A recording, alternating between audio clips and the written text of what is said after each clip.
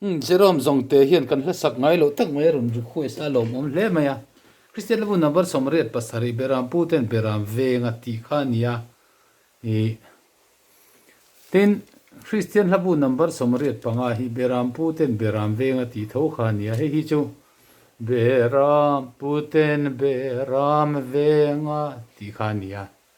somriat pasari hi chu Christian labu number zali somli pasari olal party thiang limang che ti nen hian athu khian angani athu khian anga ma se thuwa ro chu a in ang lawa e olal party thiang limang che ti a kha chuan o ro pui ber o ro pui ber ti kha o ro pui ber ti ri kha voi thum kan sanona kha khangai lavin he la hi chuan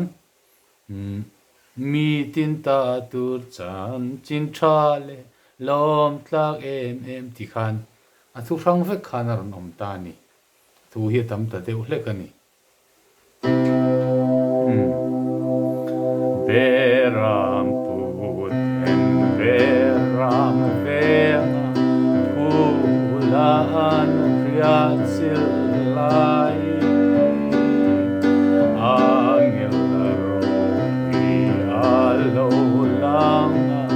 Lau su lang ai rong mi tin ta tur chan chin thale lom ta em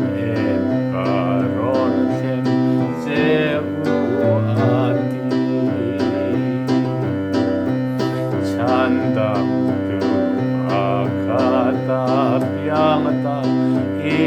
tanta vita qua lal Krista tina zuauta nau sen long aming maka rem ruatua sa tuan pa rem lal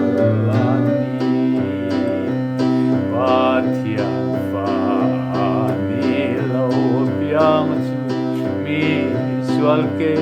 minitlan turi Patianin mangai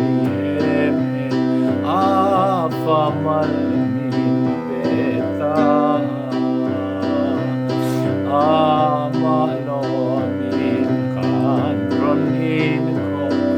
anufakin o kove sayin